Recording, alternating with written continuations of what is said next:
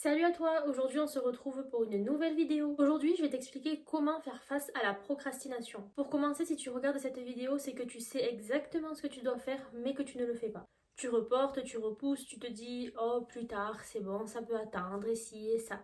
Tu te trouves des excuses, bien évidemment. Mais ensuite, tu culpabilises et c'est comme ça que le cycle recommence. D'abord, il faut que tu acceptes cette vérité, c'est que tu n'es pas paresseuse ou paresseux. La procrastination, c'est pas un manque de discipline, c'est une réaction émotionnelle. En général, quand on procrastine, c'est que la tâche qu'on a à faire, elle déclenche en nous soit de la peur, soit du doute, soit une pression ou un sentiment d'échec potentiel. Donc ton cerveau cherche à tout prix à éviter cette tâche. Donc bien sûr, il va te guider vers autre chose, c'est-à-dire ton téléphone, les réseaux, une série, il va te guider vers quelque chose de moins important. Et ça, c'est un mécanisme de protection. En général, il y a 3 grandes raisons pour lesquelles on procrastine. Ça va être le perfectionnisme, c'est-à-dire que tu veux que tout soit parfait, alors tu le repousses, mais bien sûr, le moment parfait n'existe pas, donc tu te bloques. Ensuite, il y a le manque de clarté. Quand tu sais que tu as une tâche à faire, mais que cette tâche, elle te paraît un peu floue, tu n'arrives pas à la détailler clairement, et ton cerveau, il panique. Donc, il préfère ne rien faire plutôt que de mal faire. Et ensuite, il y a la surcharge mentale. Ça veut dire que tu as trop d'objectifs, donc trop d'attentes, donc trop de pression. Et le résultat,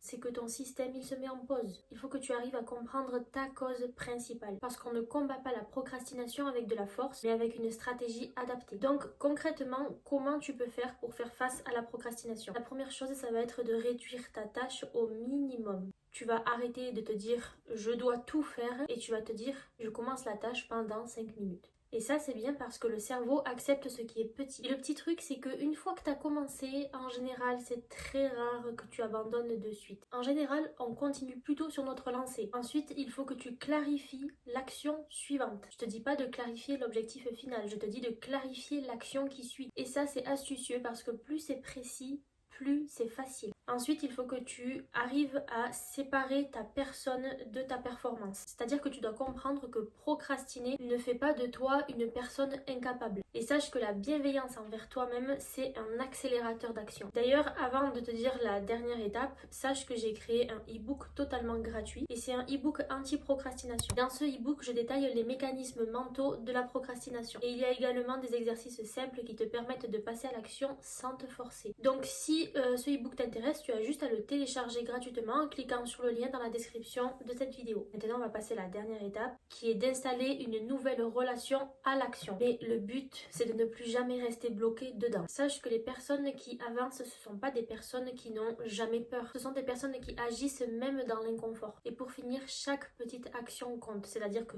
tu fais même un petit pas à tes yeux, tu fais même une mini-action à tes yeux. Et tout ça, même si c'est lentement, ben crois-moi, que ça prouve que tu avances quand même. Et en plus, ça t'amène encore plus vers la confiance. Si tu dois retenir quelque chose de cette vidéo, c'est que tu n'as pas besoin d'aller mieux pour agir. C'est l'action qui t'aide à aller mieux. On arrive à la fin de cette vidéo, donc si elle t'a plu, n'hésite pas à liker, à la partager et à t'abonner si ce n'est pas déjà fait. Et surtout pour ne rien manquer. Et je te dis à très vite pour une prochaine vidéo.